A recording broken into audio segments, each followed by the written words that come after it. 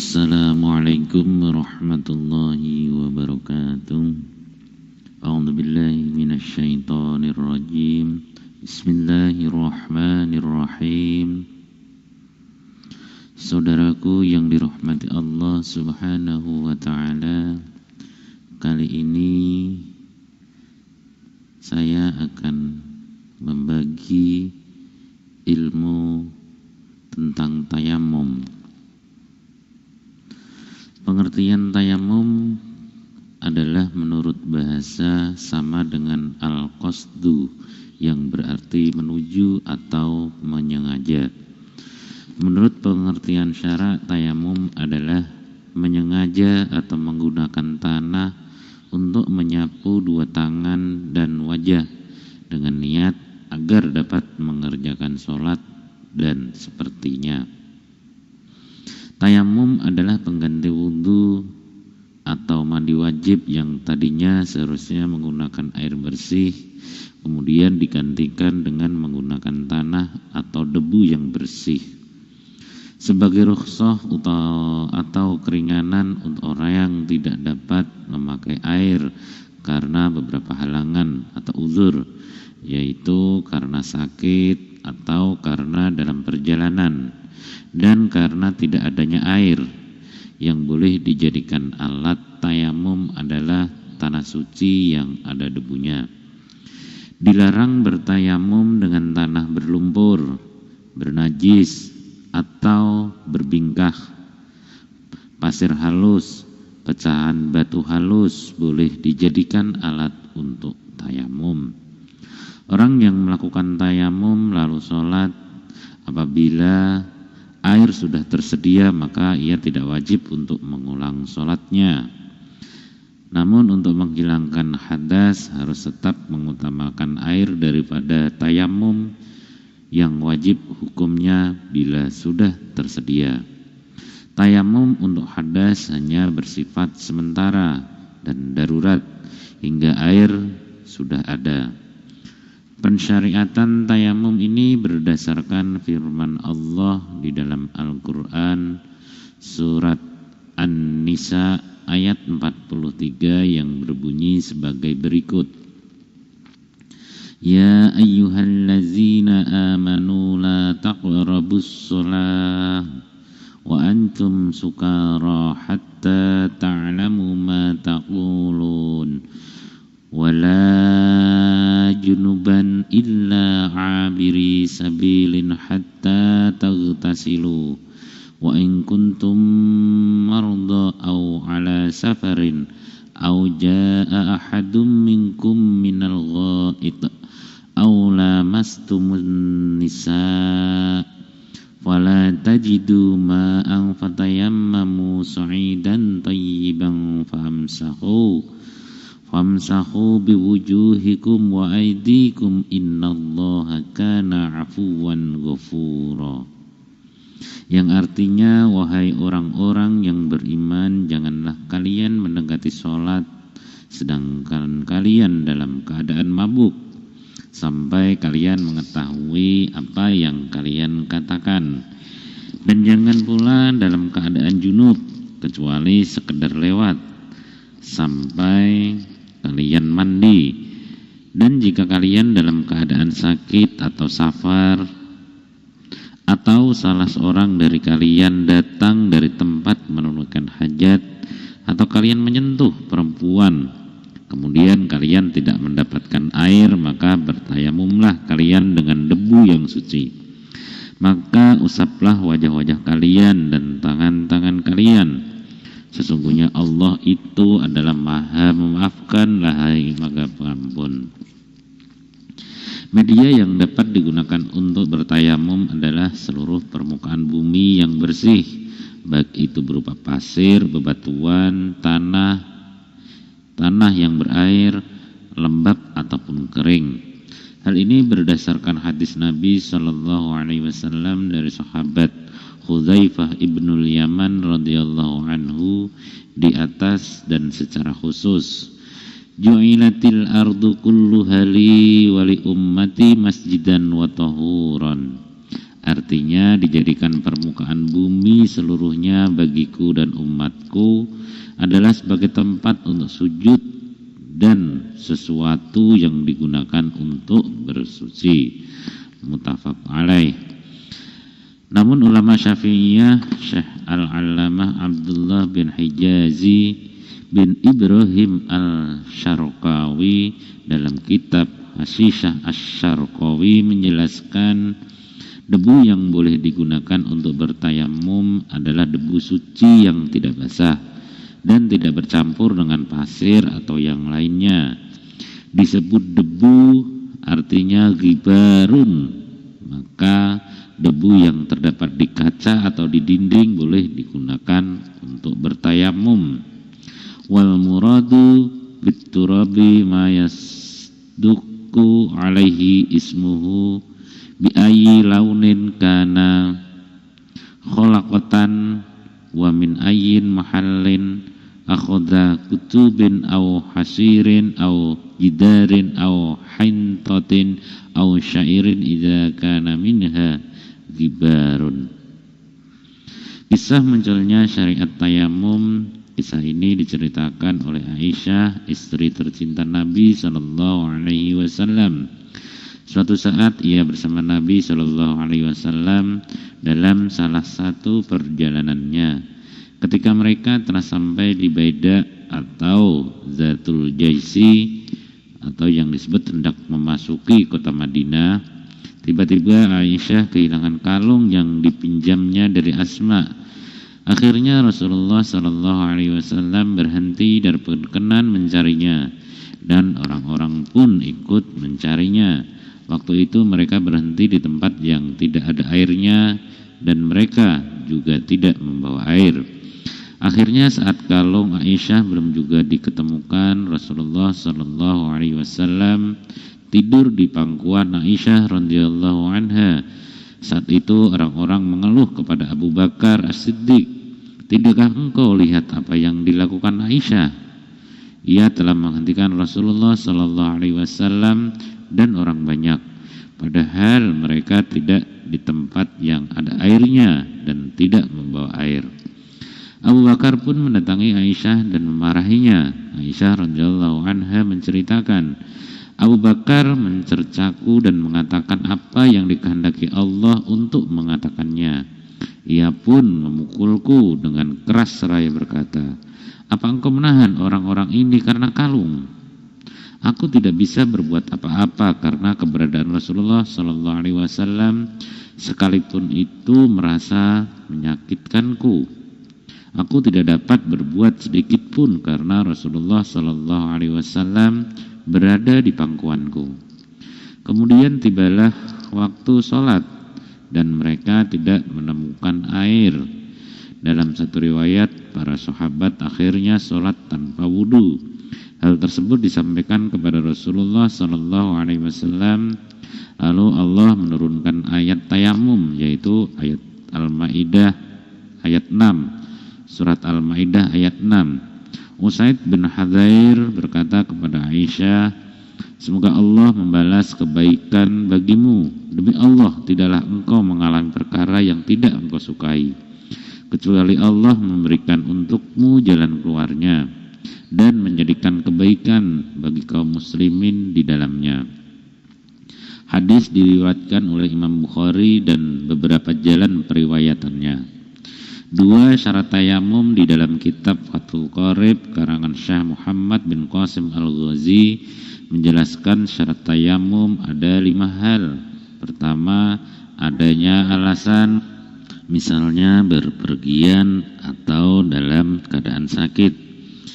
Kedua, masuknya waktu sholat, tidak boleh tayamum untuk sholat sebelum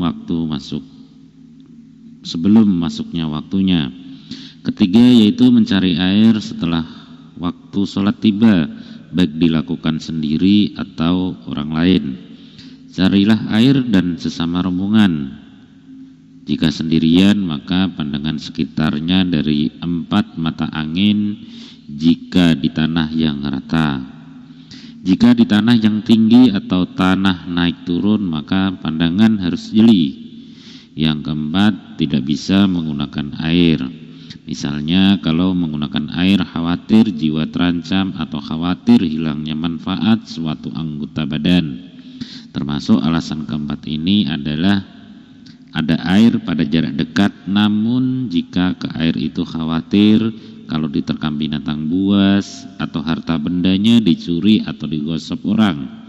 Ini adalah termasuk alasan yang untuk diperbolehkan adalah membutuhkan air untuk selain wudu. Yang kelima yaitu debu yang suci, yang mensucikan juga serta tidak basah. Termasuk debu suci adalah debu yang digosok dan debu kubur yang belum pernah digali lagi. Dalam sebagian salinan takrib terdapat tambahan bahwa debu itu harus bisa berterbangan. Jika tercampur dengan batu kapur atau pasir maka tidak sah untuk tayamum. Hal ini sesuai dengan pendapat Syekh Nawawi dalam Majmu' Syaraf Muhadzab dan Taskhih. Akan tetapi dalam Raudhah dan Fatawi Nawawi memperbolehkan hal tersebut, yaitu tayamum dengan debu yang bercampur dengan batu kapur ataupun pasir. Tayamum dengan pasir yang bisa berterbangan itu sah. Tidak sah tayamum dengan selain debu, misalnya bedak dan tembikar yang diremuk. Demikian juga tidak sah tayamum dengan debu yang najis, debu yang mustakmal atau debu yang sudah pernah digunakan untuk tayamum. Tidak boleh digunakan untuk bertayamum lagi. Yang nomor 3 yaitu syarah sahnya tayamum dalam matan kitab Safinah Asy-Syaikh Salim bin Abdullah bin Sa'ad bin Abdullah bin Sumair al-Khadrami Asy-Syafi'i menjelaskan tentang syarat-syarat sah melakukan tayamum, yaitu 1. Bertayamum dengan tanah, 2. Menggunakan tanah yang suci, artinya tidak terkena najis dan kering, 3. Tanahnya belum dipakai tayamum, artinya bukan mustakmal atau tanah bekas. Yang keempat, tanahnya tidak tercampur dengan tepung dan sebagainya seperti kapur kering. Nomor 5, bermaksud tayamum dengan menyapukan tanah, bukan bermain-main. Nomor 6, menyapu muka dan kedua tangan dengan 2 kali tepukan ke tanah, yaitu sekali ke muka dan sekali lagi ke kedua tangan. Yang nomor 7 yaitu menghilangkan najis terlebih dahulu dari badannya walaupun bukan termasuk anggota tayamum. Nomor 8 harus berijtihad mengenai arah kiblat sebelum bertayamum. Nomor 9 tayamum hendaknya sesudah masuk sholat atau bila tayamum untuk sholat. Nomor 10 sekali tayamum itu hanya dapat dipakai untuk sekali sholat fardu, kecuali sholat sunnah boleh berkali-kali. 4 yaitu fardu atau rukun tayamum. Dalam kitab Fathul Qorib, Syekh Muhammad bin Qasim Al-Ghazi menjelaskan fardu atau rukun tayamum yaitu ada 4 hal. Pertama, niat. Jika berniat fardu dan sunat maka boleh melakukan sholat fardu dan sholat sunat. Jika niat hanya untuk sholat fardu maka boleh melakukan sholat fardu dan sunat. Jika niat sunnah aja maka hanya boleh melakukan sholat sunat aja. Jika hanya niat sholat saja maka juga hanya boleh melakukan sholat sunat saja. Adapun niat untuk tayamum yaitu artinya saya niat tayamum untuk diperbolehkan melakukan sholat karena Allah Ta'ala. Nawaitu tayammuma listibahatis sholati fardhan lillahi ta'ala. Niat tayamum harus disertakan dengan memindahkan debu ke wajah dan 2 tangan. Niat itu juga harus diabadikan sampai mengusap sebagian dari wajah. Jika hadas setelah memindahkan debu, maka debu yang sudah diangkat jangan sampai diusapkan lagi. Gunakanlah debu lainnya untuk diusapkan kembali. Yang kedua yaitu mengusap wajah. Yang ketiga mengusap 2 tangan beserta 2 siku. Mengusap dua tangan harus dengan dua pukulan. Jika tangan diletakkan pada debu yang halus, lalu ada debu yang menempel tanpa dipukulkan, maka sudah sah. Keempat, yaitu harus tertib, yakni harus mendahulukan usapan ke wajah, baru mengusap kedua tangan. Tayamum untuk hadas kecil dan untuk hadas besar dalam hal tertib ini sama saja. Jika tidak tertib, makanya tayamumnya tidak sah.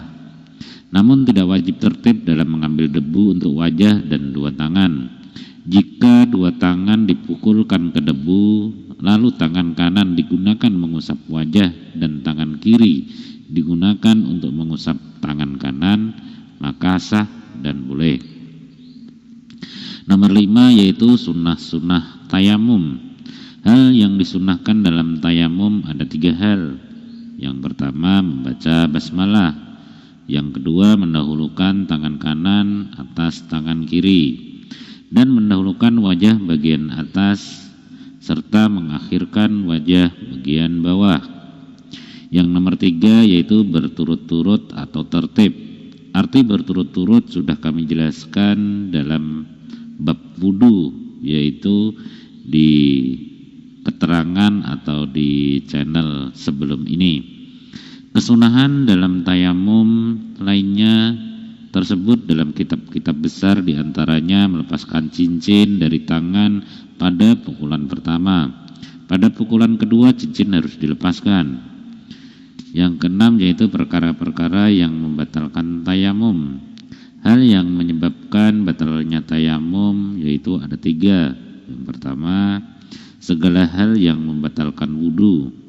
Hal ini sudah kami jelaskan dalam bab penyebab hadas atau pembatal wudu.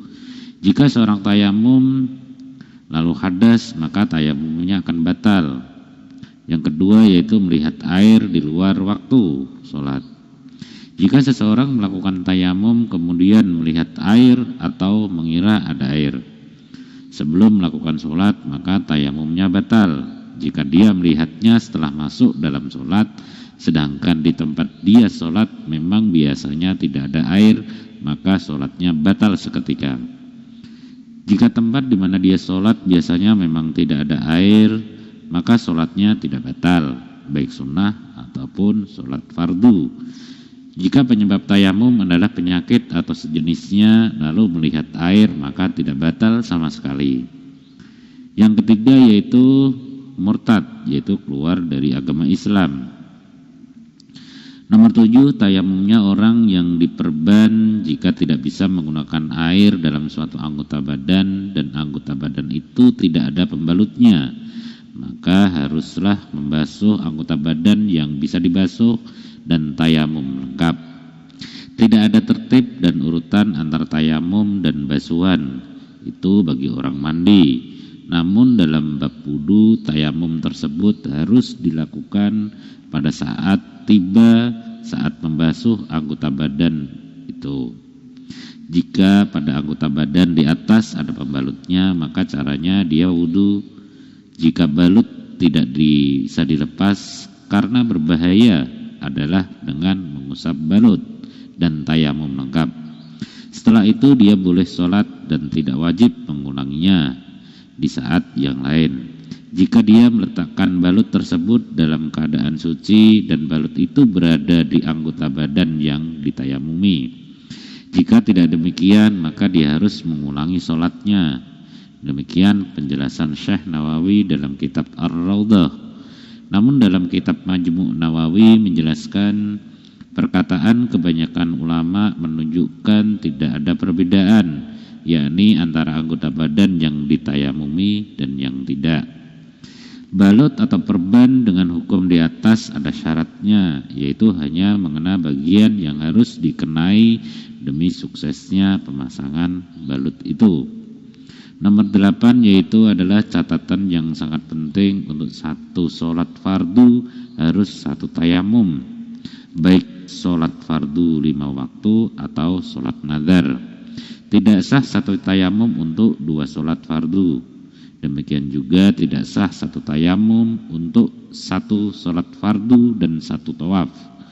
Dua tawaf juga tidak boleh dilakukan dengan satu tayamum. Salat Jumat dan khutbahnya juga harus dua tayamum. Jika istri tayamum dengan tujuan agar bisa ditiduri suaminya, maka dia boleh menggunakan tayamum itu untuk sholat.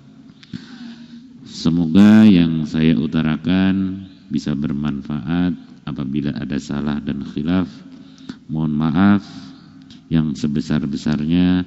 Wassalamualaikum warahmatullahi wabarakatuh.